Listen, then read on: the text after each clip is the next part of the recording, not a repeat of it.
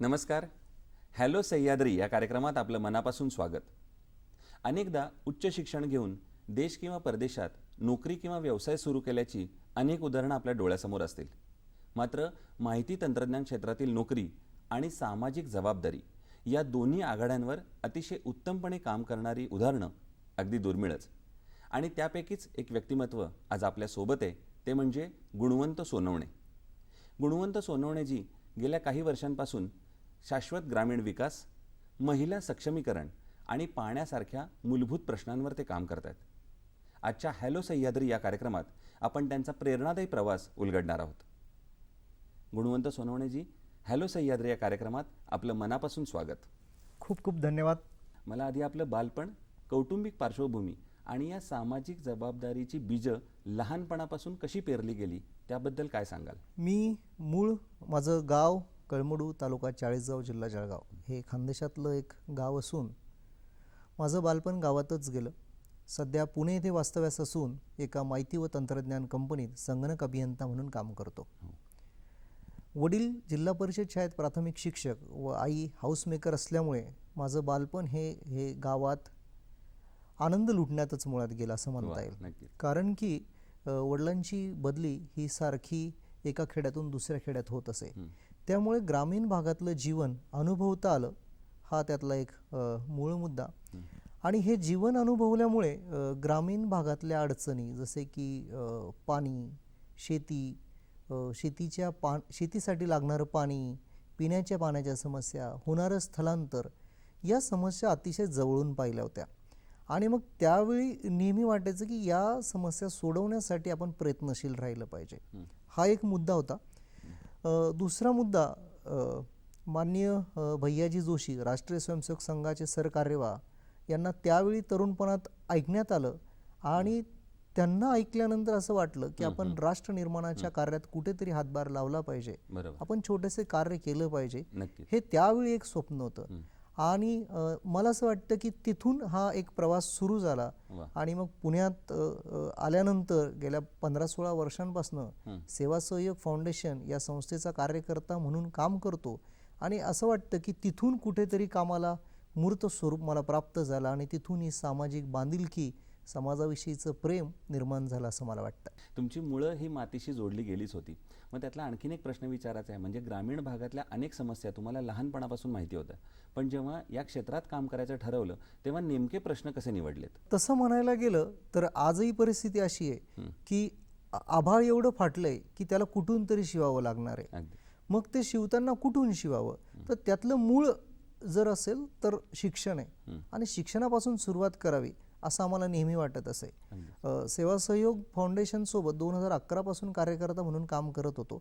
आणि पुण्यात सेवा सहयोग फाउंडेशनच्या माध्यमातून कम्युनिटी लर्निंग सेंटर हे वस्त्यांमध्ये चालवली जातात. आणि या वस्त्यांमध्ये मी हे कम्युनिटी लर्निंग सेंटरमध्ये ॲज अ व्हॉलेंटियर शिकवण्याचं काम करत असे. आणि त्यावेळेस मला ती परिस्थिती माहिती होती की जर व्यवस्था बदलवायची असेल तर त्याला एकमेव तंत्र हे शिक्षणच असू शकतं. शिक्षणाच्याच माध्यमातून आपण बदलू शकतो. मग 2015 आणि 16 या कार्यकाळात ज्यावेळेस आम्ही कार्यविस्तार करण्याचं ठरवलं त्यावेळेस आम्ही चाळीसगावमध्ये शिक्षण या विषयापासून सुरुवात करायची असं ठरवलं. आणि मग शिक्षण, महिला सक्षमीकरण, आरोग्य आणि पाणी असं होत गेलं. परंतु आम्हाला त्या कामात रिव्हर्स इंजिनिअरिंग करायला लागली. तुम्ही ज्याप्रमाणे सांगितलं शिक्षण क्षेत्रापासून आपण सुरुवात केली. आता बोलताना तुम्ही सेवा सहयोग फाउंडेशन बद्दल सांगितलं, पण सेवा सहयोग फाउंडेशनची सुरुवात किंवा मूळ संकल्पना काय होती आणि त्याचं कार्य आता कशा पद्धतीने चालू आहे? ही पुण्यातली एक संस्था असून पुण्यातील काही मित्रांनी एकत्र येऊन आपण समाजाचे काहीतरी देणे लागतो या भावनेने एकत्र येऊन आपण एक संस्था, एक परिवार तयार करावा, जो परिवार समाजातील काही विषय घेऊन त्याच्यावर काम करेल. या भावनेतून हे मित्र 2007 साली एकत्र आले आणि 2007 मध्ये एकत्र आल्यानंतर 2 वर्ष हे विविध प्रकारची कामं करत होती. आणि मग ही कामं करत असताना 31 ऑगस्ट 2009 रोजी या संस्थेची स्थापना मुंबई येथे झाली. आज संस्था पुणे, मुंबई, नाशिक, वाई आणि चाळीसगाव या ठिकाणी संस्थेची कार्यालय आहेत. हे 3 E's वर काम करतं. त्यातला पहिला E फॉर एज्युकेशन, दुसरा E फॉर एन्व्हायरमेंट आणि तिसरा E फॉर एम्पॉवरमेंट.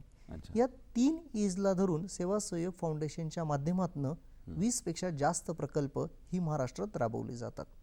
सेवा सहयोगचा मुख्य उद्देश आहे की प्रकल्प स्वावलंबी झाले पाहिजेत आणि या माध्यमातून सेवा सहयोग 2007 पासून महाराष्ट्रातल्या अनेक भागात काम करत आहे. जर काही प्रकल्पांचा मुख्य उल्लेख करायचा असेल तर सेवा सहयोगचा स्कूल किट नावाचा एक प्रकल्प आहे. महाराष्ट्रातल्या किंवा देशातल्या असे विद्यार्थी की जे अत्यंत गरीब आहेत आणि ते स्कूल बॅग घेण्यासाठी देखील पैसे अफोर्ड करू शकत नाही, अशा विद्यार्थ्यांसाठी दरवर्षी संबंध महाराष्ट्रात मोफत स्कूल किटचं वाटप करत असतं. गेल्या वर्षी 1 लाख इतक्या स्कूल बॅग महाराष्ट्रात आणि देशाच्या काही भागात आपण पोच केले. समुत्कर्ष म्हणून एक आपला प्रकल्प आहे. पुण्यामध्ये अनेक वस्त्या आहेत आणि या वस्त्यांमध्ये कम्युनिटी लर्निंग सेंटर, हे ज्याला आम्ही अभ्यासिका म्हणतो, की ज्याचा उद्देश शिक्षण व्यवस्था रिप्लेस करणं नसून विद्यार्थ्यांचा पाया कसा मजबूत करता येईल यासाठी काम करतो. तुमच्या बोलण्यातनं मगाशी सुद्धा आणि आता सुद्धा हे 2 वेळेला आलं की मी एक कार्यकर्ता आहे. माझ्या मते हाच साधेपण आहे जो तुम्हाला या कार्यात अजून पुढे नेतोय. त्यातला आणखीन एक प्रश्न मला विचारायचा आहे, ते म्हणजे शाश्वत जल. त्यासाठी सुद्धा तुम्ही फार महत्त्वाची चळवळ उभारली आणि त्या निमित्तानं काम करताय, तर त्या अभियानाबद्दल काय सांगाल? भूजल अभियान ही लोक चळवळ 2016 साली सुरू झाली. मुळात कुठलीही चळवळ सुरू करायची असेल तर तिला कुठली तरी एक अधिष्ठान लागतं आणि उद्दिष्ट लागतं. फाउंडेशनच्या निर्मितीमध्ये अतुलजी नागरस असतील, शैलेशजी घाटपांडे असतील, अजिंक्य दादा कुलकर्णी असतील, CR कुलकर्णी असतील आणि इतर अनेक मंडळी यांनी येऊन संस्थेची स्थापना केली, त्याला एक अधिष्ठान दिलं. त्याचप्रमाणे खानदेशात ज्यावेळेस आम्ही ठरवलं की आम्हाला शिक्षण या विषयावर काम करायचं आहे, त्यावेळेस असं लक्षात आलं की आम्ही ज्यावेळेस स्कूल किट्स या विद्यार्थ्यांना दिल्या आणि सातत्याने शिक्षकांच्या संपर्कात राहिलो, त्यावेळेस असं लक्षात आलं की विद्यार्थी शाळेत येत नाहीत. आणि विद्यार्थी शाळेत येत नाही याचं मुख्य कारण ज्यावेळेस आम्ही त्याचं रूट कॉज शोधण्याचा प्रयत्न केला, त्यावेळेस असं लक्षात आलं की त्या विद्यार्थ्यांचे पालक हे दरवर्षी स्थलांतर करत असतात. चाळीसगाव तालुक्यात 40% साधारण 40% लोकसंख्या ही बंजारा समाजाची आहे आणि बंजारा समाज आजही ऊसतोडीसाठी मायग्रेट करत असतो, स्थलांतर करत असतो. आणि मग आम्हाला लक्षात आलं की जर आपल्याला शिक्षणावर काम करायचं असेल तर शाळेत मुळात मुलं आली पाहिजेत आणि मुलं जर आली पाहिजेत तर त्याच्यासाठी पालक गावात पाहिजेत आणि पालक गावात असली पाहिजे असतील तर त्याला रोजगार दिला पाहिजे आणि गावात रोजगार द्यायचा असेल तर गावात रोजगाराचं मुख्य साधन म्हणजे शेती. आणि खानदेश हा तसा दुष्काळी पट्टा, पावसावर शेती अवलंबून असते. शेती झाली की हे लोक ऊस तोडीसाठी जातात.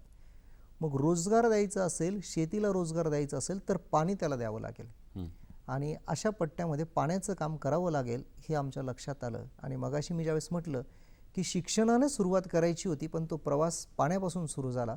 आम्ही रिव्हर्स इंजिनिअरिंग करून वॉटर टू वेल्थ गावामध्ये आणता येईल का, पर्यावरण समृद्ध गाव निर्माण करता येतील का, मग ते सुरू झालं. आता ह्या चळवळीबद्दल सांगतो की जसं म्हटलं की चळवळीला अधिष्ठान आणि उद्दिष्ट लागतात. तर ही भूजल अभियान चळवळ ज्यावेळेस सुरू झाली 2016 मध्ये, ही 2 उद्दिष्टांनी सुरू झाली. एक तर भूगर्भातली पाण्याची पातळी वाढली पाहिजे आणि पाण्याचा जल साक्षरता गावागावांमध्ये जल साक्षर युवक तयार करावेत, या 2 उद्दिष्टांनी ही चळवळ सुरू झाली. मग अधिष्ठान काय असावं, जे अधिष्ठान टिकलं पाहिजे. महाराष्ट्रामध्ये वारकरी संप्रदायाची मोठी परंपरा आपल्याला लाभली गेली 700-800 वर्ष. ही परंपरा तुम्हाला आणि प्रेक्षकांनाही याबद्दल माहिती आहे की ही परंपरा 700-800 वर्षांपासून महाराष्ट्रात अविरतपणे सुरू आहे. या परंपरेत चालणारे वारकरी दरवर्षी देहू आणि आळंदीला दरवर्षी येतात आणि देहू आणि आळंदीवरून पंढरपूरकडे पांडुरंगाच्या दर्शनासाठी प्रस्थान करत असतात. मग हे वारकऱ्यांना कोणी आमंत्रण देत नाही की तुम्हाला वारीला चालायला यायचं आहे. ते वारकरी दरवर्षी आपली शेतीतली कामं आटोपली की पेरणी केल्यानंतर देवावर सोडतात, पांडुरंगावर सोडतात आणि वारीकडे येतात. अगदीच त्यातला हा एक मुद्दा आम्हाला फार भावला की यांना कोणीही आमंत्रण देत नाहीत. बरोबर. त्यांच्यामध्ये एकमेकांमध्ये फार ओळख नसते, पण तुकोबा माऊलीचा जयघोष करत हे वारकरी पंढरपूरकडे प्रस्थान करतात.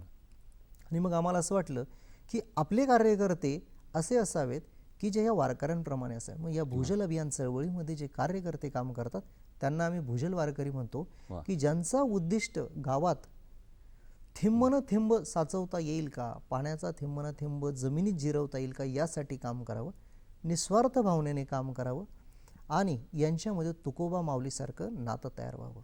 क्या बात आहे. आणि या भावनेतून काम करत असताना आज भूजल अभियानाच्या माध्यमातून सेवा सहयोग ग्रामोदय प्रकल्पाच्या अंतर्गत मोठी कामाची उभारणी झाली. भूजल अभियानाबद्दल तुमच्याकडून अधिक जाणून घ्यायचे, पण आता हॅलो सह्याद्री या कार्यक्रमात घेऊया छोटीशी विश्रांती. हॅलो सह्याद्री या कार्यक्रमात आपलं मनापासून स्वागत. आत्ता आपण बोलत होतो भूजल चळवळीबद्दल आणि तुम्ही आध्यात्मिक पायऱ्यांबद्दल सांगत होतात.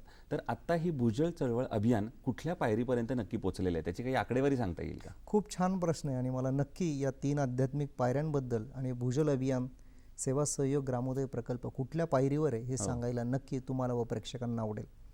महाराष्ट्रात 3 अध्यात्माच्या पायऱ्या आपण म्हणतो, त्यातल्या 2 भक्तीच्या पायऱ्या ज्या पंढरपुरात आहेत आणि एक सेवेची पायरी रायगडात आहे.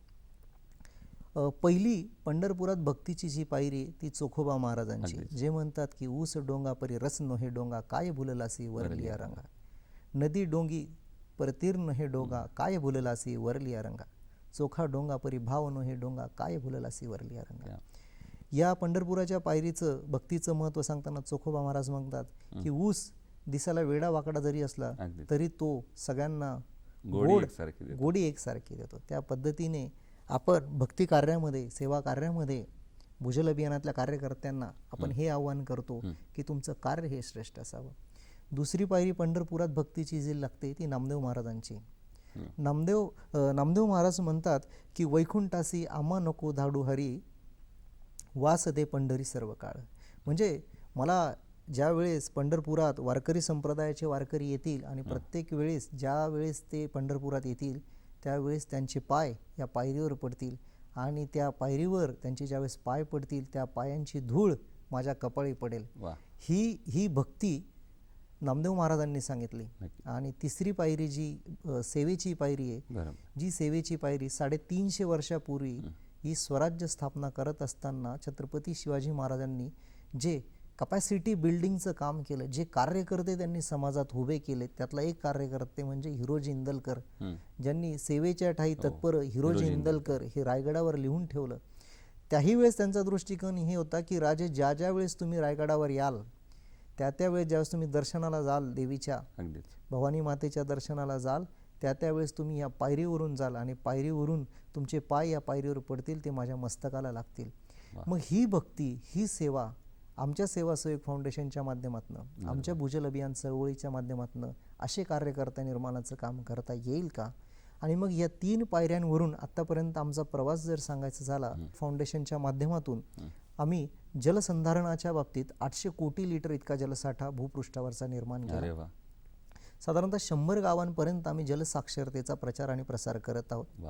आम्ही एक गाव एक तलाव अशी एक संकल्पना मांडली, ज्या संकल्पनेतनं 30 पेक्षा जास्त तलावांचं पुनर्जीवन विविध संस्था व कंपन्यांच्या मदतीने आम्ही केली. साधारणतः 15 ते 17 किलोमीटरचे शेत रस्त्यांचं काम आम्ही केलं, ज्या शेत रस्त्यांमुळे शेतकरी आपला शेतमाल शेतातून रस्त्यापर्यंत आणू शकतात. वृक्ष संवर्धनाचं मोठ्या प्रमाणात काम या सेवा सहयोग ग्रामोदय प्रकल्पाच्या माध्यमातून झालं. 25,000 वृक्षांचं वृक्ष संवर्धनाचं काम आम्ही चाळीसगाव तालुक्यात करत आहोत, ज्यात ब्राह्मणशेवगे या निसर्ग टेकडीचा उल्लेख करता येईल. जी ओसाड असलेली टेकडी आता तिथं हरिण, मोर, काळविटं अशी प्राणी आपण बघू शकतो. जोडपे ज्या पद्धतीने मुलांना सांभाळतात नवरा बायको, त्याच पद्धतीने त्यांनी झाडांनाही सांभाळावं म्हणून आम्ही प्रत्येक जोडप्याला 5 झाडं असा उपक्रम सुरू केला, ज्याच्यात फळ झाडं, देशी झाडं अशी झाडं संवर्धनाचं काम हे सुरू आहे. यासोबत शिक्षण या विषयावर मोठं काम चालू आहे, आरोग्य या विषयावर मोठं काम चालू आहे. नक्कीच सर, आणखीन एक विचारायचं आहे, ते म्हणजे शिक्षण म्हणण्यापेक्षा मी म्हणेन उच्च शिक्षण, आणि त्यातून तुम्ही माहिती तंत्रज्ञान क्षेत्रात कार्यरत आहात. हे एकीकडे असताना आणि एकीकडे आपल्याला सामाजिक जबाबदारीचं चांगलं भान आहे. त्यामुळे या दोन्हीचा समन्वय, समतोल तुम्ही कसा साधलात? एका माहिती व तंत्रज्ञान कंपनीत AC ऑफिसमध्ये बसून काम करणं, बरोबर. देशात विदेशात प्रशिक्षणासाठी जाणं हो.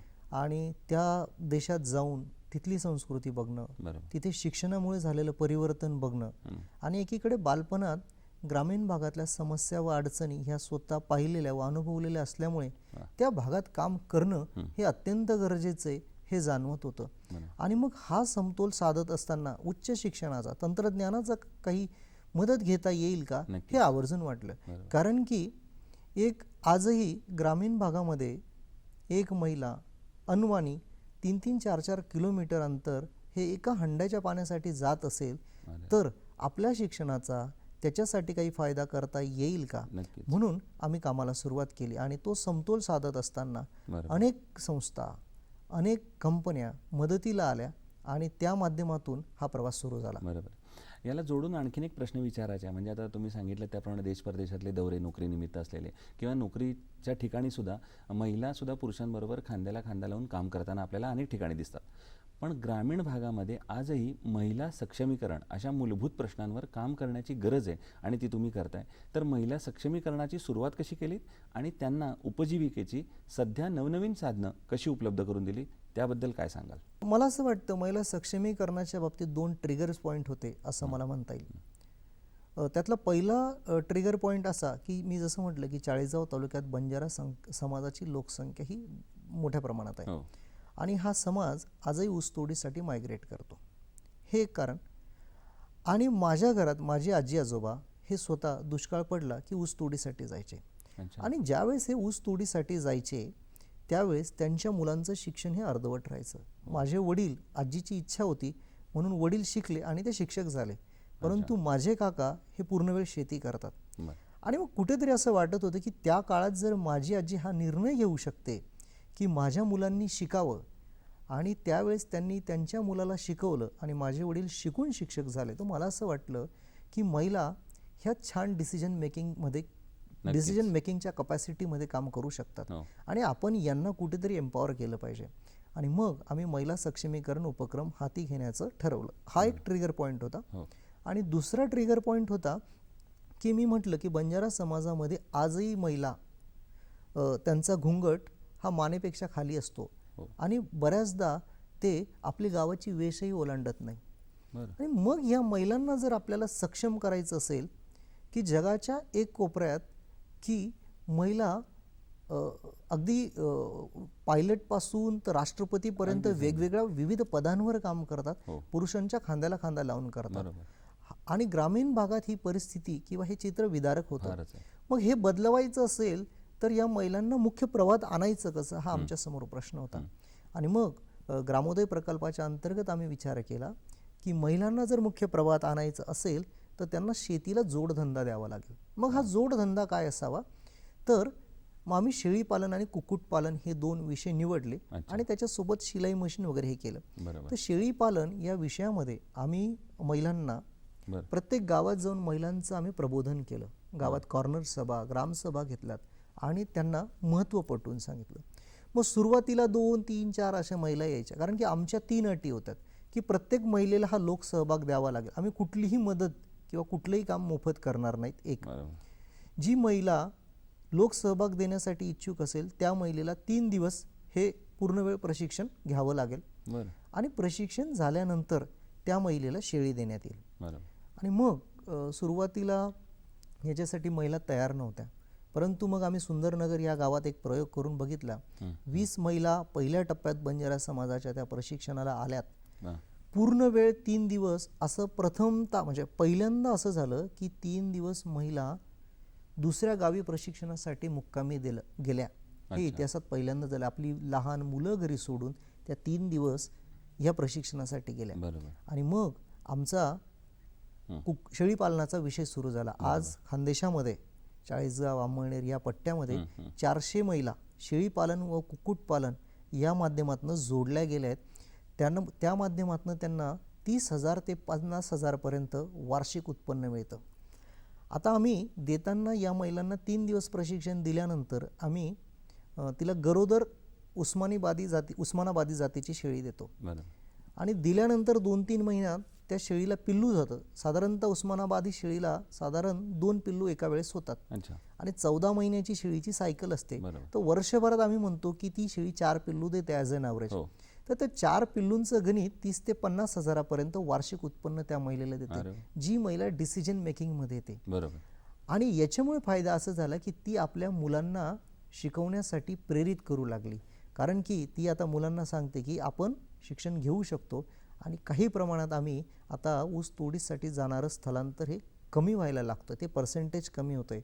अबोनी तांडा या गावामध्ये आम्ही ते स्थलांतर कमी होताना पाहिलं. मला सांगायला आनंद वाटेल तुम्हाला आणि हॅलो सह्याद्रीच्या प्रेक्षकांना, खानदेशातली पहिली फार्मर प्रोड्युसर कंपनी ही आपल्या महिलांनी स्थापन केली, जिचे सगळ्या संचालिका या महिला आहेत. क्या बात आहे. आणि नुसता प्रकल्प राबवायचा नाही, तो स्सस्टेनेबल ठेवावा, हे सेवा सहयोगचं एक उद्दिष्ट आहे. आणि मग आम्ही या शेळी पालनाच्या माध्यमातून एक गोट बँक सुरू केली. ही गोट बँक काय करते तर महिलेला शेळी दिल्यानंतर लोकसहभागातनं तिची एक रक्कम असते, तिने ती जमा केल्यानंतर प्रशिक्षण घेतल्यानंतर आपण तिला शेळी देतो. या शेळीचा आपण विमा देखील काढून घेतो. म्हणजे 1 वर्षात जर त्या शेळीला काही अडचण आली तर ती शेळी त्या विम्याच्या माध्यमातून तिला बदलून मिळू शकते. शेळीला पिल्लू झालं की तिने त्या शेळीचं पिल्लू हे परत त्या फार्मर प्रोड्युसर कंपनीला म्हणजे त्या गोट बँकेला द्यावं. गोट बँक त्याची 3 महिने जबाबदारी घेईल आणि 6 महिन्याचं झालेलं पिल्लू परत हे दुसऱ्या कुठल्या तरी महिलेला द्यावं. म्हणजे हे चक्र फिरत सुरू राहील. या गोट बँकेबद्दल मात्र मला अधिक जाणून घ्यायचं आहे, पण आता हॅलो सह्याद्री या कार्यक्रमात घेऊया छोटीशी विश्रांती. हॅलो सह्याद्री या कार्यक्रमात आपलं पुन्हा एकदा मनापासून स्वागत. सर, तुम्ही गोट बँकेबद्दल सांगत होता आणि तुम्ही सांगितलं त्याप्रमाणे ती शेळी पुन्हा एकदा जेव्हा गरोदर होईल त्यापासून तिला पुन्हा एकदा पिल्लं होतील आणि ती पुन्हा पिल्लं त्या महिलेपर्यंत देतील. त्याच्या पुढची आम्हाला ही प्रक्रिया संपूर्ण कशी होते ते एकदा तुमच्याकडून जाणून घ्यायचं आहे. नक्की. अतिशय युनिक अशी ही संकल्पना आहे. अगदीच. की बरेच जण कर्ज घेतात आणि कर्जात त्यांना पैसे मिळतात, परंतु आमची ही गोट बँकेची संकल्पना की महिलेला आम्ही शेळी देतो, तिने लोकसहभाग जमा करावा, तिने प्रशिक्षण घ्यावं. महिलांची निवड करत असताना ती महिला निराधार असावी, एकल असावी, दिव्यांग असावी किंवा कुटुंब तिच्यावर निर्भर असावं, अशा महिलांचे सर्वेक्षण झाल्यानंतर आम्ही निवड करतो. निवड झाल्यानंतर त्या महिलेने 3 दिवसाचं प्रशिक्षण पूर्ण करावं. प्रशिक्षण पूर्ण झाल्यानंतर तिने एक मॉडेल गोट फार्म्सला व्हिजिट करावी, ज्या सहली सेवासहयोग ग्रामोदय प्रकल्पाच्या अंतर्गत मॅनेज केल्या जातात. आणि मग त्याच्यानंतर शेळी दिल्यानंतर ज्यावेळेस या उस्मानाबादी शेळीला पिल्लू होईल, ते पिल्लू त्या महिलेने गोट बँकेला परत करावं. मग गोट बँक ते 3 महिन्याचं पिल्लू सांभाळतं. साधारणतः 3 महिने झाले की 5-6 महिन्याचं पिल्लू आपण असं म्हणतो की ते दुसऱ्या एखाद्या महिलेला द्यावं. कारण की त्याच्यातही सामाजिक समरसता, सामाजिक बांधिलकी त्या महिलेलाही यावं आणि त्या महिलेमध्ये ही जाणीव निर्माण व्हावी की जसं मला मिळालं तसंच माझ्या भगिनीला देखील मिळावं, ही भावना निर्माण व्हावी. म्हणून हा सस्टेनेबल करण्याच्या दृष्टिकोनातनं गोट बँकेचा प्रयोग आम्ही राबवत आहोत आणि तो काही प्रमाणात यशस्वी होताना दिसतोय. नक्कीच. फारच अभिनव आपला प्रकल्प आहे गोट बँक आणि त्याचं नावही फार वेगळं आहे. त्यामुळे या प्रकल्पासोबतच आपण असं नेहमी म्हणतो की आरोग्य ही खरी संपत्ती आहे. ग्रामीण भागांमध्ये अर्थातच शहरी भागांपेक्षा अतिशय चांगलं आरोग्य असतं, पण तरी आरोग्यासारख्या मूलभूत प्रश्नांवर काम करताना तुम्हाला कुठली आव्हानं जाणवली आणि तुम्ही कशा पद्धतीनं समाजातल्या शेवटच्या घटकापर्यंत ही चळवळ पोहोचवलीत? आमचा उद्देश हे अंत्योदयाच्या दृष्टिकोनातनं उद्देश आहे की आपली चळवळ, आपलं काम हे समाजातल्या शेवटच्या घटकापर्यंत पोहोचावं, हा आमचा उद्देश आहे. आणि आजही मगाशी म्हटल्याप्रमाणे ग्रामीण भागामध्ये महिला आजही इतर महिलांपेक्षा, शहरी भागातल्या महिलांपेक्षा ग्रामीण भागातल्या महिला मागे आहेत. मात्र आपण बऱ्याचदा म्हणतो की घरी हाऊसवाईफ आहेत, पण मला असं नेहमी वाटतं की त्या हाऊसवाईफ नसून त्या हाऊसमेकर असतात. त्या संपूर्ण घर चालवत असतात, ते घराचा कणा असतात आणि तिथेच आरोग्याच्या अनेक समस्या भेडसावत असतात. आम्ही 2 समस्यांबद्दल जे आम्ही ऑब्झर्व केलं आमच्या मागच्या 8-10 वर्षांच्या तिथे काम करत असताना, तर मासिक पाळीविषयी अनेक मतं आणि मतांतर या ग्रामीण भागातल्या महिलांमध्ये आणि त्यामुळे सर्वायकल कॅन्सर किंवा गर्भपिशवी काढून टाकण्यापर्यंतचे अनेक अडचणी या महिलांमध्ये यायला लागल्या. फाउंडेशनचा उर्मी नावाचा एक प्रकल्प आहे. या उर्मी प्रकल्पाच्या मदतीने आम्ही महिलांमध्ये मेन्स्ट्रुअल हायजीन या विषयावर काम करायला सुरुवात केली. बरं. उर्मीच्या माध्यमातून मेन्स्ट्रुअल हायजीन, मासिक पाळीमध्ये काय काळजी घेतली पाहिजे, त्यातली मतांतरं कशी दूर केली पाहिजे, त्याच्यासाठी सॅनिटरी नॅपकिन कसे वापरावे, त्यांची विल्हेवाट कशी लावावी, असं डॉक्टरांच्या आणि तज्ज्ञ मंडळीच्या मदतीने आम्ही ग्रामीण भागांमध्ये, शाळांमध्ये, अडोल्सन मुलींमध्ये आम्ही याचा प्रचार प्रसार करायला सुरुवात केली. रेड डॉट त्या सॅनिटरी नॅपकिन्सची विल्हेवाट एका रेड डॉट बॅग्समध्ये टाकून करता येईल का, असाही प्रचार प्रसार केला. आणि मग हे डॉक्टर्स आणि तज्ज्ञ मंडळी प्रत्येक वेळेस बाहेरून आयात करण्यापेक्षा आपल्यातूनच कोणाला तज्ज्ञ करता येईल का, म्हणून आम्ही ट्रेन द ट्रेनर नावाचं एक मॉडेल सुरू केलं. त्या ट्रेन द ट्रेनर मॉडेलच्या माध्यमातून या महिलांना आम्ही या उर्मी प्रकल्पाचं संपूर्ण ज्ञान दिलं की मासिक पाळीत काय प्रशिक्षणं घेतली पाहिजे, काय सांगितलं पाहिजे, आणि त्या महिला आता हे मॉडेल इतर महिलांना सांगतात. याची यशस्वीता जर सांगायची झाली ते आपण जसं म्हणतो की याचसाठी केला होता अट्टहास, तर ते आम्हाला कुठेतरी बघताना म्हणजे दिसताना आनंद होतोय की ज्या महिला गावाची वेस ओलांडत नसत त्या महिला पुण्यात 3 दिवस येऊन हे मेन्स्ट्रुअल हायजीनचं प्रशिक्षण घेतात, अशा विषयांवर बोलतात की ज्या विषयांवर आजही शहरी भागात देखील बोलताना लोक लाजतात. अशा विषयांवर त्या महिला पुण्यासारख्या विद्येच्या माहेरघरात येऊन प्रशिक्षण घेतात, 3 दिवस मुक्कामी राहून, आणि ते प्रशिक्षण घेऊन तिथे या कमी शिकलेल्या महिला कॉलेजमधल्या तरुण किंवा सुशिक्षित महिलांना प्रशिक्षण देतात. त्यावेळेस असं नक्की वाटतं की याचसाठी केला होता. नक्कीच. तुम्ही आता सांगितलं त्याप्रमाणे ग्रामीण भागामध्ये आपण हे सगळं काम करता, पुण्यासारख्या ठिकाणी राहता, मात्र ग्रामीण भागामध्ये सुद्धा खानदेशसारख्या ठिकाणी, मगाशी तुम्ही उल्लेख केलात की थोडा दुष्काळी भाग आहे, तिथं पाण्याची कमतरता आहे, अशा ठिकाणी काम करताना काही वेगळ्या आव्हानांना, समस्यांना तोंड द्यावं लागतं का? नक्कीच. खूप आव्हानं आहेत खानदेशात. खानदेश हा तसा दुष्काळी पट्टा आहे. पूर्ण शेती ही बऱ्यापैकी जिरायती शेती आहे, पावसावर अवलंबून असते. पावसाच्या पाण्यावर पाऊस आला की शेती होते. आणि आत्ता आपण बघतोय की ग्लोबल वॉर्मिंग, खूप कमी वेळेत जास्त पाऊस पडून जाणं, खूप ऊन, असे एक्स्ट्रीम वेदर्स आपण बघतोय. आणि मग अशा वेळेस जर तुम्हाला मुख्य व्यवसाय शेती हा एक विषय, आणि दुसरा विषय की चाळीसगाव, बडगाव, पाचोरा हा भाग खाली आहे, आणि मग तिथे जी मोठी धरणं आधी होती, जसं गिरणा हे धरण वरती होतं, परंतु कालांतराने या धरणांवर मोठ्या प्रमाणात डिपेंडन्सी वाढेल आणि वरच्या भागात मोठी धरणं आणि तलाव होतील. ज्यावेळेस भविष्यात अशी धरणं आणि तलाव होतील तर खालच्या पट्ट्यात चाळीसगाव किंवा त्या परिसरात पाण्याचं प्रमाण हे कमी होऊन जाईल. आणि मग या परिस्थितीला जर सामोरं जायचं असेल आणि पर्यावरण समृद्ध गावं जर निर्माण करायचं असेल तर आपल्याला जलसाक्षरताला जोड द्यावी लागेल, लोकांमध्ये साक्षरता निर्माण करायला लागेल, शिक्षणाचा प्रचार प्रसार करायला लागेल, पाण्याचा थेंब न थेंब आपल्याला भूगर्भामध्ये अडवावं लागेल. आणि मग याच्यासाठी आम्ही मग एक गाव एक तलाव ही संकल्पना राबवली, ज्या माध्यमातून पावसाचा प्रत्येक थेंब पडला की तो जमिनीत जिरला पाहिजे. आणि या तलावांच्या माध्यमातून आणि जे जलसंधारणाचं काम आम्ही करत आहोत त्याचा 50,000पेक्षा जास्त शेतकऱ्यांना आता फायदा होतोय, ज्यांचं एकरी 10,000 रुपये उत्पन्न दर एकराला असं वार्षिक वाढलंय. आणि मग आम्ही याला पाण्याची जोड दिली, आम्ही याला वृक्ष संवर्धनाची जोड दिली, आणि वृक्ष संवर्धनावर आम्ही भर करतोय. मग पर्यावरण संवर्धनाच्या दृष्टिकोनातून ज्या ज्या तांत्रिक गोष्टी लागतील की त्या गावाची टोपोलॉजी काय, त्याची इकॉलॉजी काय हे समजून घेण्यासाठी जे तांत्रिक मदत लागेल ते करण्याचा आम्ही प्रयत्न करत आहोत. आणि निसर्गाचा, पर्यावरणाचा समतोल कसा साधता येईल हे अभ्यास पूर्ण करत आहोत. या पाण्याच्या प्रश्नावर काम करताना याची दखल जलशक्ती मंत्रालय आणि पाणी फाउंडेशनकडून सुद्धा घेतली गेली, त्या अनुभवाबद्दल काय सांगाल? नक्की. 2015-16 मध्ये शिक्षणावर काम करायचं होतं, परंतु आम्ही रिव्हर्स इंजिनिअरिंग करून पाण्यापर्यंत पोहोचलो. आणि मग कुठल्या गावापासून काम सुरू करावं तर आम्ही आभोणे तांडा हे 100% बंजारा वस्तीचं छोटंसं गाव आहे, या तांड्यावरून आम्ही कामाला सुरुवात केली.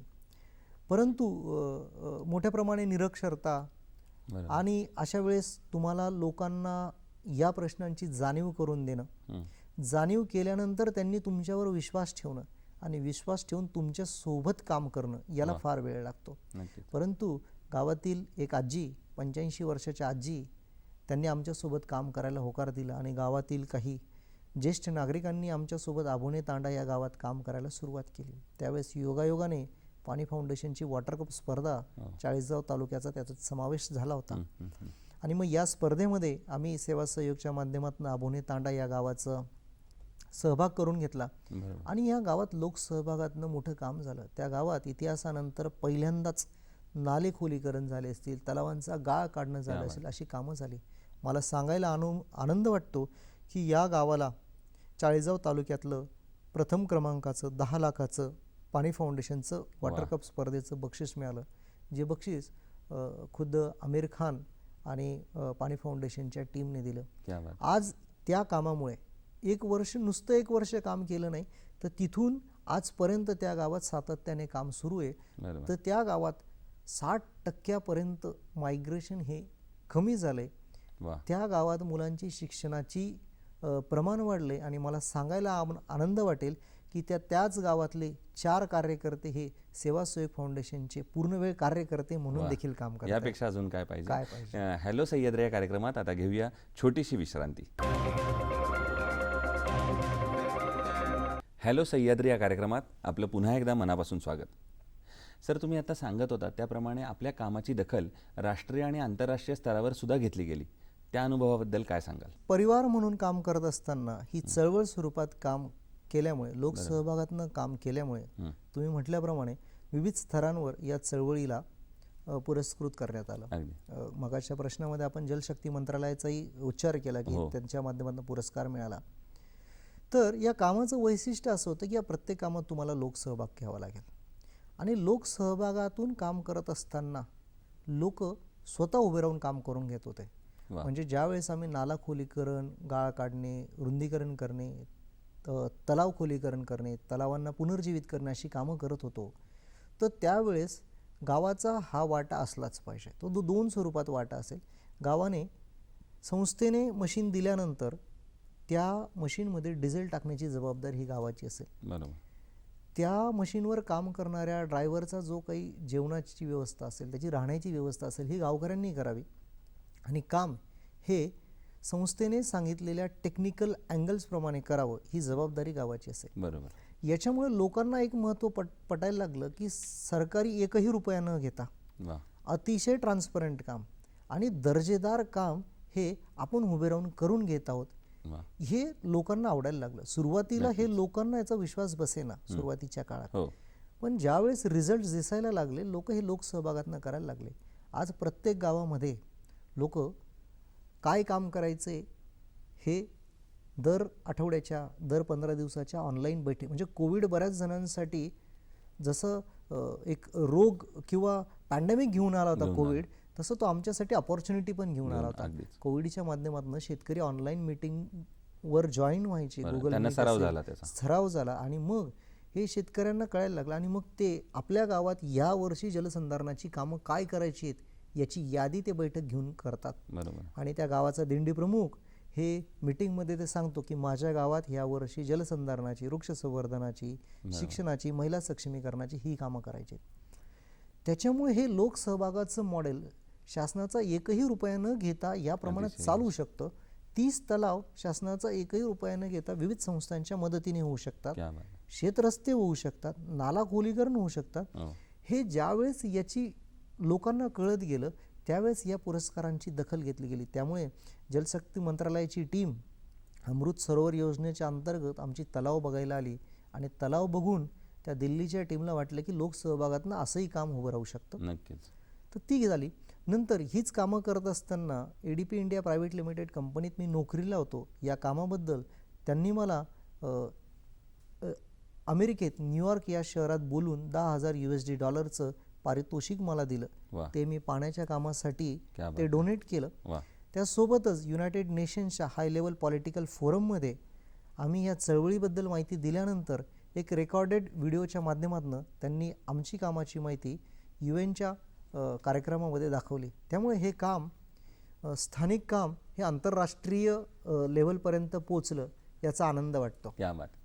ज्याप्रमाणे प्रवासात एखादा घाट चढताना दरवेळेला पुढचं वळण दिसतं, तर मग या सगळ्या आपल्या प्रवासामध्ये आता पुढचं वळण कुठलं दिसतंय की ज्या क्षेत्रात आता काम करावं असं वाटतंय किंवा करण्याची गरज आता आपल्या डोळ्यासमोर आहे? प्रत्येक वळणावर वेगवेगळे घाट तुम्हाला दिसत असतात आणि प्रत्येक घाट हा चॅलेंजिंग असतो. अगदी. आम्ही शिक्षणावर आम्हाला काम करायचं होतं, परंतु ते आम्ही वॉटरवर आलो. मग वॉटर नंतर आम्हाला दिसलं की महिला सक्षमीकरण गरजेचं आहे, आरोग्य गरजेचं आहे आणि आमचा मुख्य विषय होता शिक्षण. मग शिक्षण या विषयावर आम्ही काम करायचं ठरवलंय. बरोबर. परंतु हे करत असताना मागचे सगळे विषय घेऊन ते गाव पर्यावरण समृद्ध कसं होईल, बरोबर. इंटिग्रेटेड डेव्हलपमेंट त्या गावात कशी होईल यासाठी आम्ही प्रयत्नशील आहोत. तर शिक्षणाच्या बाबतीत आम्ही ग्राम शिक्षण नावाचा एक उपक्रम राबवत आहोत. प्रेक्षकांनाही सांगायला आवडेल की आज ग्रामीण भागामध्ये जिल्हा परिषद शाळांची स्थिती अत्यंत विदारक आहे. शिक्षकांवर मोठ्या प्रकारच्या जबाबदाऱ्या आहेत. त्यांना टेक्नॉलॉजीच्या युगात विविध कामं देखील करायला लागतात आणि मग हे काम करत असताना गुणवत्ता टिकून ठेवणंही तितकंच चॅलेंजिंग आहे. आणि मग आम्ही 3 वर्षांपासून 100% विद्यार्थ्यांना लिहिता वाचता यावं या उद्दिष्टाने काम करत आहोत आणि त्या उद्दिष्टांवर साधारणतः जळगाव जिल्ह्यातील 550 शिक्षक हे काम करतात आणि निस्वार्थ भावनेने करतात. आणि मग आम्ही ऑनलाईन स्कॉलरशिप क्लास हे ग्रामीण भागातल्या विद्यार्थ्यांना उपलब्ध करून देता येईल का या माध्यमातून ग्राम शिक्षा या आमच्या प्रकल्पाच्या माध्यमातून आम्ही गेल्या 3 वर्षांपासून ऑनलाईन स्कॉलरशिप आणि नवोदय असा क्लास चालवतो. तो रोज दुपारी 3 ते 4 या वेळेत जिल्हा परिषद शाळेचेच शिक्षक आपल्या इतर विद्यार्थ्यांसाठी करतात. मग तंत्रज्ञानाचा वापर इथे परत येतो की तुमच्या शिक्षणाचा आणि उच्च शिक्षणाचा फायदा कुठे होतो, तर इथे होतो की तुमच्याकडे खूप चांगले शिक्षक असतात, परंतु त्या शिक्षकाचा इतर विद्यार्थ्यांना कसा फायदा होईल. तर आम्ही ऑनलाईन मीटिंगच्या माध्यमातून दररोज दुपारी 3 ते 4 वेळेस एक शिक्षक मीटिंगच्या माध्यमातून शिकवतो आणि इतर परिसरातल्या त्या जिल्ह्यातल्या 40-50 किंवा त्याहून जास्त शाळा ह्या त्या ऑनलाईन क्लासला जॉईन होतात. आणि याची दखल महाराष्ट्राचे शिक्षण मंत्री यांनी देखील घेतली की हे युनिक मॉडेल तुम्ही कसं केलं आणि अतिशय सस्टेनेबल मॉडेल, याला काही फार खर्च नाही आणि हे मॉडेल त्या निमित्ताने चालायला लागलं. मग या कार्यासाठी आमच्या कोर टीमचे शिक्षक असतील, सुभाष उगले असतील, सुहास चव्हाण सर असतील, बदाने सर असतील, उगले सर असतील, यांनी प्रचंड मेहनत घेतली. खूप खूप शिक्षक आहेत, सगळ्यांची नावं घेता येणं कठीण आहे, परंतु या शिक्षा अभियानाच्या टीमने हे काम केलं. मग याच्यासोबत ह्या भागातील विद्यार्थ्यांना उच्च शिक्षणासाठी काही मदत करता येईल का, तर सेवा सहयोग फाउंडेशनचा विद्यार्थी विकास योजना आणि एज्युकेशनल असिस्टंट स्कीम असे 2 प्रकल्प आहेत. मी महाराष्ट्रात त्यांचं काय काम होतं यापेक्षा मी फक्त खानदेशात काय काम होतं याच्याबद्दल सांगेन. तर खानदेशात आज 150 पेक्षा जास्त विद्यार्थ्यांना उच्च शिक्षणासाठी सेवा सहयोग संस्थेच्या मदतीने मदत केली आहे, जी रक्कम कदाचित 2 कोटीपेक्षा देखील जास्त आहे. आणि हे विद्यार्थी उच्च शिक्षण कदाचित परिस्थितीमुळे सुटून गेलं असतं, राहून गेलं असतं, जे विद्यार्थी अत्यंत हुशार आहेत, बुद्धिमान आहेत, फक्त परिस्थिती नाही त्यामुळे थांबलं असतं, ते शिक्षण आज त्यांचं स्वप्न हे पूर्ण होतं. मग हे विद्यार्थी कुठल्या इन्स्टिट्यूट्समध्ये शिकतायत, तर मला प्रेक्षकांनाही सांगायला वाटेल की ग्रामीण भागातली मुलं ही अत्यंत हुशार असतात, परंतु त्यांना कुठेतरी मनात असं वाटतं की पैसे नाहीत मग मी शिकू शकत नाही. परंतु हे विद्यार्थी IIT सारख्या प्रीमियम इन्स्टिट्यूटला आपल्या खानदेशातले काही विद्यार्थी शिकतात. NIT असेल, IIIE असेल, BJ मेडिकल कॉलेजला MBBS करत असेल आणि अनेक व्यावसायिक शिक्षणामध्ये हे विद्यार्थी शिक्षण घेत आहेत. मग पुण्यातील बरेच इंजिनिअरिंग चांगले कॉलेजेस असतील, मुंबईचे रेप्युटेड कॉलेजेस असतील, अशा ठिकाणी हे विद्यार्थी शिक्षण घेत आहेत. मग आमचा पुढचा जो घाट सर करायचा आहे तो शिक्षण आणि इंटिग्रेटेड डेव्हलपमेंटच्या दृष्टिकोनातनं कसं गाव पर्यावरण समृद्ध करता येईल या दृष्टिकोनातून आमचं काम चालू आहे. आता आपण शिक्षण क्षेत्राबद्दल बोललो, पण मग त्या अनुषंगाने मला विचारायचं आहे की ज्या शहरी भागात उच्च शिक्षण घेणारे जे तरुण आहेत किंवा नोकरी व्यवसाय करणारे जे तरुण आहेत, ते आपल्या या मोहिमेत कशा प्रकारे सहभागी होऊ शकतील. कवी दुष्यंत असं म्हणतात की सिर्फ हंगामा खड़ा करना मेरा मकसद नहीं है, मेरी कोशिश है कि ये सूरत बदलनी चाहिए. क्या बात है. मेरे सीने में नहीं तो तेरे सीने में सही, लेकिन आग हो तो आग कहीं जलनी चाहिए. तर शहरी भागातल्या तरुणांना, शहरी भागातल्या व्यावसायिकांना आणि शहरी भागातल्या लोकांना मला असं सांगायचं आहे की प्रत्येक वेळेस तुम्ही डोनेशनच केलं पाहिजे असंही नाही आहे. तुमच्याकडे असलेल्या स्किल्सचा वापर हा तुम्ही देऊ शकता, तुमची वेळ देऊ शकता. फॉर एक्झाम्पल काय करता येऊ शकतं, आता ग्रामीण भागात काम करत असताना शेतकरी ऊसाचं उत्पन्न घेतो फॉर एक्झाम्पल, आणि ऊसाला खूप पाणी लागतं. पण जर तुम्ही आर्टिफिशियल इंटेलिजन्स सारख्या तंत्रज्ञानाचा वापर करून जर शेतकऱ्याला प्रिव्हेन्शन म्हणून काय करू शकता की शेतीला किती पाणी दिलं पाहिजे. तुम्ही मॉइश्चर कंट्रोल सारखे सेन्सर्स वापरून की तुमच्या ऊसाच्या पिकाला इतकंच पाणी अपेक्षित आहे. बरोबर. सो एक्सेस पाणी जे आपण देणार आहोत ते पाणी तुम्हाला थांबवता येईल, विजेची बचत करता येईल, मातीत जास्त पाणी जाणार नाही, या गोष्टींचा वापर करता येईल. मग हे शहरी भागातील टेक्नॉलॉजी वापरत असणारे तरुण AI सारख्या टेक्नॉलॉजीचा वापर करून विविध विषयांमध्ये मदत करू शकतात. चांगले शिकवत असणारे तरुण सेवा सहयोगच्या समुत्कर्ष प्रकल्पामध्ये कम्युनिटी लर्निंग सेंटरमध्ये जाऊन शिकवू शकतात. नक्कीच. महिला उर्मीसारख्या प्रकल्पामध्ये येऊन मेन्स्ट्रुअल हायजीनबद्दल अवेअरनेस क्रिएट करू शकतात. स्कूल किट ह्या विषयांमध्ये येऊन, फॉर एक्झाम्पल एका विद्यार्थ्याच्या स्कूल किटसाठी 600 रुपये लागतात, तर मी वेळ देऊ शकत नाही, पण मी एका विद्यार्थ्याची एक बॅगचं शिक्षण अफोर्ड करू शकतो का? अशा अनेक विषयांमध्ये हे शहरी भागातील तरुण तरुणी मदत करू शकतात असं मला वाटतं. या लोकसहभागाबद्दल आणि एकूणच या प्रकल्पाबद्दल अधिक बोलायचं आहे, पण त्याआधी कार्यक्रमात घेऊया एक छोटीशी विश्रांती. हॅलो सह्याद्री या कार्यक्रमात आपलं मनापासून स्वागत. आपण बोलतोय गुणवंत सोनवणेजी यांच्याशी.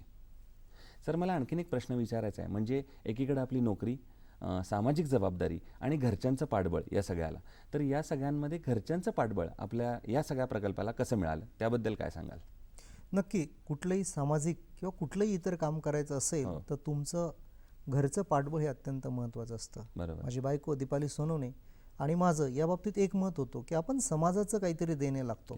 आपण ज्या भागातून आलो किंवा आपण ज्या परिसरात राहतो त्या भागाचं आपण काहीतरी देणे लागतो आणि राष्ट्र निर्माणाच्या कार्यामध्ये आपलंही योगदान असावं. या माध्यमातून आम्ही ठरवलं होतं की आपल्याला असे सामाजिक कामांमध्ये योगदान द्यायचं आहे. आणि दोघांचं एकमत असल्यामुळे सुरुवातीला आई वडिलांचं असायचं की इतका वेळ तू बाहेर असतोस, इतका वेळ तू या कामांमध्ये असतोस, तर घरचं लक्ष तुझं दुर्लक्ष होतं. परंतु आमचं एकमत असल्यामुळे हे कामं होत गेली.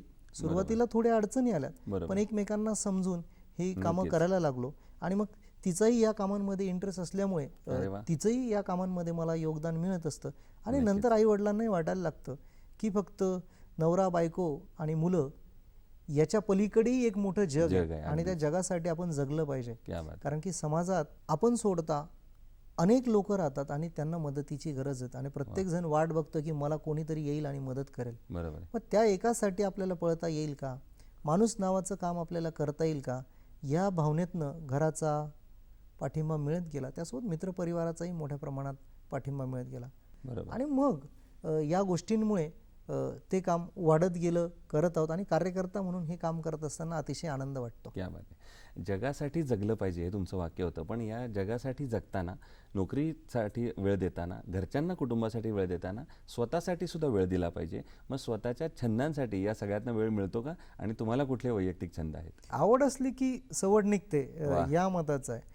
छंद म्हटलं तर सध्या वारकरी संप्रदायाबद्दल वाचायला मला आवडतं. अनेक संतांची वाङ्मये, ओव्या, अभंग हे मला वाचायला आवडतं. बरोबर. आणि याच्यासोबतच मला छत्रपती शिवाजी महाराजांची गड किल्ले भ्रमंती करायला आवडतं, जेणेकरून त्या गड किल्ल्यांवर महाराजांनी त्यावेळेस उभारलेली टाके असतील की 350 वर्ष उभी झाल्यानंतर सुद्धा माझ्या राजाच्या कुठल्याही किल्ल्यावर तुम्ही गेलं की त्या टाक्यांमध्ये पाणी भरलेलं दिसतं. मग ही टाकी कशी तयार झाली असतील, तिथं जलसंवर्धनाची कशी कामं झालीत, हे बघायला मला खूप आवडतं. बरोबर. या सगळ्यातनं तुम्ही वेळ काढताय, पण बऱ्याच लोकांची अशी अडचण असते किंवा त्यांचं कायम म्हणणं असतं की आम्हाला वेळच मिळत नाही. आणि जे विशेषतः नोकरी किंवा व्यवसायामध्ये पुण्या मुंबईसारख्या ठिकाणी आहे, ते रोजच्या आपल्या व्यापातच इतके अडकलेले असतात. मग अशा सगळ्यांसाठी तुम्ही या सामाजिक कार्यासाठी, आणि तुम्ही म्हणाला त्याप्रमाणे आपली सामाजिक एक जबाबदारी आहे सगळं करणं, मग या सगळ्यांना तुम्ही काय संदेश द्याल जेणेकरून त्यांनी त्यांच्या रोजच्या व्यावहारिक कामासोबत या सामाजिक जबाबदारीसाठी थोडा वेळ काढला पाहिजे आणि ते कशा प्रकारे या उपक्रमात सहभागी होऊ शकतील? हे नक्की आहे की प्रत्येक जण या धावपळीच्या जगामध्ये खूप बिझी झाला आहे आणि नोकरी, व्यवसाय, प्रेशर, टेन्शन याच्यामुळे त्याला वेळ मिळत नाही. आणि मग मला असं वाटतं की सामाजिक सेवेकडे किंवा इतर कामाकडे आनंदाने बघितलं पाहिजे. स्ट्रेस रिलीफचं एक साधन म्हणून बघितलं पाहिजे. तुम्ही रोज वेळ देणं गरजेचं आहे असं मला वाटत नाही. तुम्ही आठवड्यातनं 2 तास देखील देऊ शकलात या कामांमध्ये, तुम्ही नवीन माणसांमध्ये जातात. नवीन माणसांमध्ये भेटल्यावर हॅपी हॉर्मोन्स तुमचे सिक्रेट होतात आणि हे कुठेतरी आनंद क्रिएट करतं. माणूस नावाचं काम गुंफत गेलं की तो माणूस तुम्हाला मदतीला येतो, कुठेही कामात येतो. आणि मग ह्या सामाजिक कामांमध्ये आलं पाहिजे. याचं एक छोटंसं उदाहरण द्यायचं झालं की ज्या वेळेस कम्युनिटी लर्निंग सेंटरमध्ये सेवा सहयोगच्या ज्या अभ्यासिका सुरू असतात त्या एका अभ्यासिकेमध्ये मी स्वयंसेवक म्हणून काम करायचो, मी शिकवायला जायचो. तर ते एका पत्त्याच्या क्लबमध्ये संध्याकाळी 1 तास मला ती अभ्यासिकेमध्ये शिकवायला परवानगी द्यायची. परवानगी द्यायची म्हटल्यापेक्षा विरोध होता, परंतु बळजबरीने आम्ही शिकवायचो. आणि महिनाभर त्यांनी सातत्य बघितल्यानंतर त्यांना असं वाटलं की आपल्या मुलांसाठी हे चांगलं आहे. आणि मग त्या पत्त्याच्या क्लबवाल्याने ती जागा खाली केली आणि ती जागा सेवा सहयोगला अभ्यासिकेसाठी दिली. आणि त्यानंतर मला माझ्यातच बदल झालेले पाहिले. आनंद वाटला की आपल्यामुळे कोणाच्या तरी आयुष्यात बदल घडवू शकतो, जेव्हा की आपलं फार योगदान नाही आहे. 1 तास दिवसातनं 1 तास किंवा आठवड्यातनं 2 तास एवढा वेळ दिल्यानंतर जर बदल घडू शकतो तर मग मी दिला पाहिजे. मग ज्याला जे जमतं ते त्याने दिलं पाहिजे. ज्याला वेळ आहे त्याने वेळ द्यावा. मग रोज वेळ देणं गरजेचं आहे का? Not necessary. तुम्ही आठवड्यातनं 1 तास 2 तास एखाद्या प्रकल्पाशी जोडून तुम्ही त्याच्यासोबत काम करू शकता.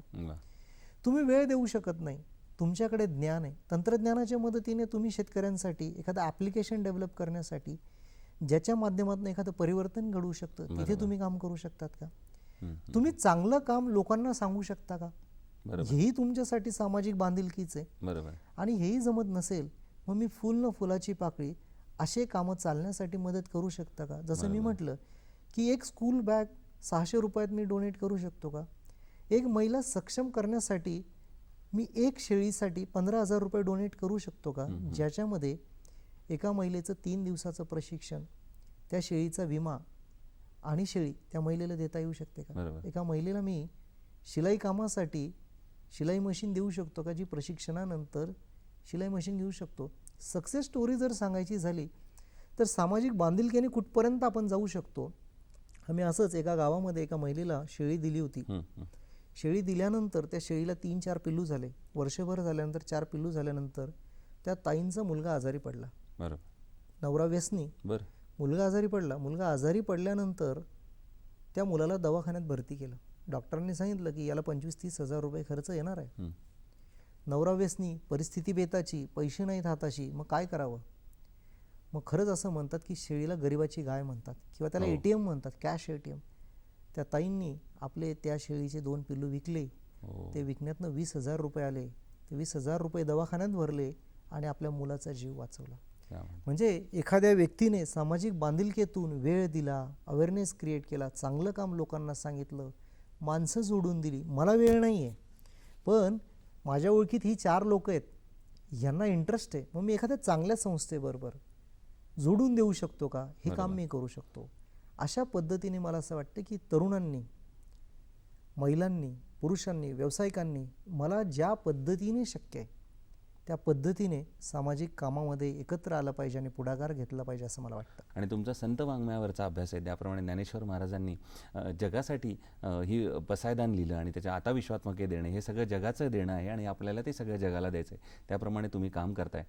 गुणवंत सोनवणेजी, आपला प्रवास अतिशय खरंच प्रेरणादायी आहे आणि मला असा विश्वास आहे की आजच्या या मुलाखतीतून अनेक हात, अनेक संस्था या आपल्या कार्याशी जोडल्या जातील आणि आपल्या इच्छाशक्तीचा झरा पुढे एक विशाल महाकाय समुद्राचं रूप धारण करेल अशा विश्वासासोबत आजच्या या गप्पांना पूर्णविराम देतो. पुन्हा एकदा हॅलो सह्याद्री या कार्यक्रमात आपण आलात त्याबद्दल आपले मनापासून आभार. खूप खूप धन्यवाद. माऊलींनी सांगितल्याप्रमाणे जो जे वांछिल तो ते लाहो. आणि मला हॅलो सह्याद्रीने या कार्यक्रमात बोलण्याची संधी दिली, प्रेक्षकांनी ऐकून घेतलं त्याबद्दल मनपूर्वक धन्यवाद. धन्यवाद.